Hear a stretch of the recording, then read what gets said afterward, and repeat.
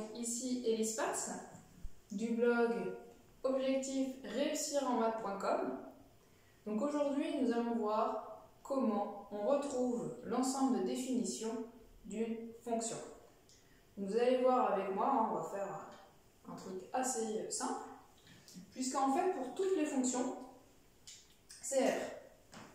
Donc pour toutes les fonctions qu'on va connaître, du moins pour toutes celles qu'on connaît au lycée, donc pour toutes les fonctions, c'est R, petit bémol quand même, sauf pour certaines d'entre elles. Donc nous allons voir, elles ne sont pas si nombreuses que ça.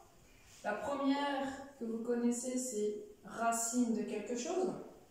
Vous vous rappelez qu'une racine ne peut pas être négative, ne peut pas être négative à l'intérieur. Donc il faut impérativement que le U ici soit supérieur ou égal à 0. Sinon, ça ne marche pas. Donc en l'occurrence, si j'ai racine de 4 moins 2x, il va falloir que je vérifie que 4 moins 2x soit supérieur ou égal à 0. Ce qui revient à dire que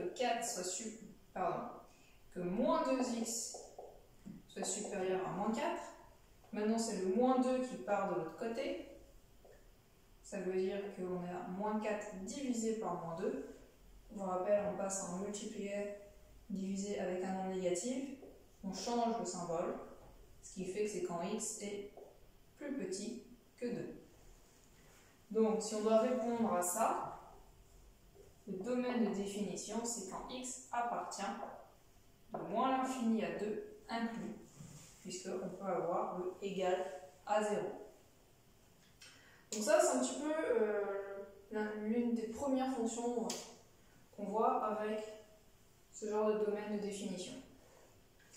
L'autre, qui est assez courante également, c'est quand j'ai une fraction numérateur sur un dénominateur. Je pense qu'on vous l'a répété et redit plusieurs fois, je ne peux pas diviser par 0. Par conséquent, il va falloir qu'à chaque fois, je vérifie que mon dénominateur soit différent de 0. Donc si je reprends un exemple, si j'ai 4x moins 2 sur x plus 1, je vais vérifier quand est-ce que x plus 1 est différent de 0. Ça veut dire quand x est différent de moins 1. Donc ici, le domaine de définition sera R, sauf le moins 1. Donc nous allons un petit peu voir les deux autres. La fonction suivante, c'est une fonction qu'on voit un peu plus en première. C'est dans les fonctions trigonométriques. Si vous vous rappelez, il y en a 3. Alors vous allez surtout étudier les deux premières, cosinus et sinus. Et la troisième, et c'est celle-là qui va nous poser, qui va être dans les exceptions, la troisième en fait est définie avec les deux autres, à savoir tangente. Tangente, alors je vais faire tangente sur un de grand X par exemple, qui est égal à sinus de x sur cosinus de x. Donc, si vous vous rappelez, cosinus est quelque chose qui varie entre moins 1 et 1. Donc, au bout d'un moment, il va passer par 0, puisque c'est une fonction continue. Et ici, on a affaire à une fraction, et vous vous rappelez, on va dire qu'une fraction, il faut que le dénominateur soit différent de 0. Donc, toutes les fois où cosinus va être égal à 0, ça sera toutes les fois où je ne vais pas pouvoir prendre la valeur de x dans mon domaine de définition. Ce qui fait qu'ici, il va falloir que grand X soit différent de pi sur 2, plus ou moins kpi, ou modulo pi.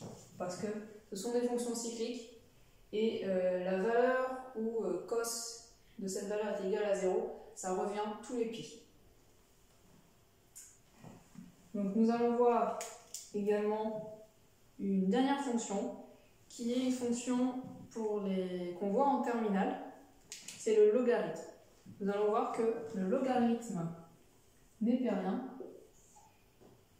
donc si j'ai le logarithme de v, il va falloir impérativement que V soit strictement positif.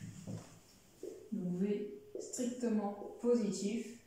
Et donc si j'ai le logarithme de 3x moins 2, ben, je vais vérifier quand est-ce que 3x moins 2 est positif.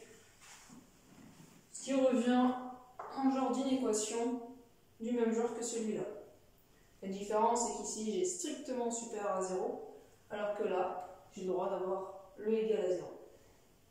Donc voilà un petit peu la façon de voir, de trouver le domaine de définition. Si votre fonction, il n'y a pas de fraction, de racine, de tangente, de logarithme népérien, c'est R. Dès que vous avez l'un de ces quatre, eh bien vous respectez le critère et vous résolvez ce critère-là. Donc voilà pour le cours d'aujourd'hui et je vous dis à très bientôt dans une prochaine vidéo.